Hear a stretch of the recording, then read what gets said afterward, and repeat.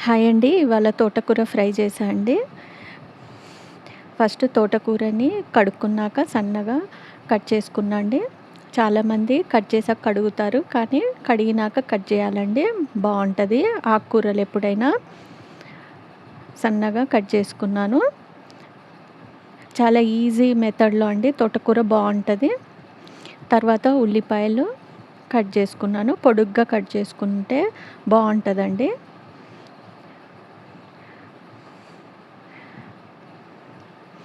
తర్వాత తోటకూరలో ఒక గిన్నెలో వేసుకొని తోటకూరని దానిపైన ఉల్లిపాయలు, ఎండుమిర్చి, కొద్దిగా జీలకర్ర, పసుపు, వెల్లుల్లి కొద్దిగా కచ్చపచ్చ దంచేసి, వెల్లుల్లి, పసుపు, కొద్దిగా ఆయిల్ అండి, తర్వాత కొద్దిగా సాల్ట్ వేసుకోవాలి.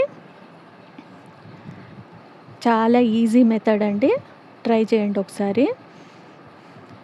ఇవన్నీ వేసుకొని స్టవ్ పైన మూత పెట్టేసి సిమ్లో ఉడకనివ్వాలండి.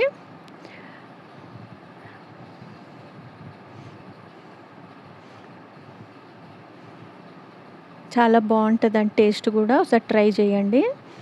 నా వీడియోలు నచ్చినట్టయితే లైక్, షేర్, సబ్స్క్రైబ్ చేయండి. నాకు సపోర్ట్ ఇవ్వండి. మధ్య మధ్యలో కలుపుకుంటూ ఉండాలి సిమ్లో. ఆకుకూర కదండి, వాటర్ ఏం అవసరం లేదు. ఇలా మంచిగా ఉడికిన తర్వాత గంటెతోనే కొంచెం మెదుపుకుంటే సరిపోద్దండి ఉడికినాక. అంతే అండి, చాలా ఈజీగా అయిపోద్ది. చపాతీలోకి, రైస్లోకి బాగుంటుంది.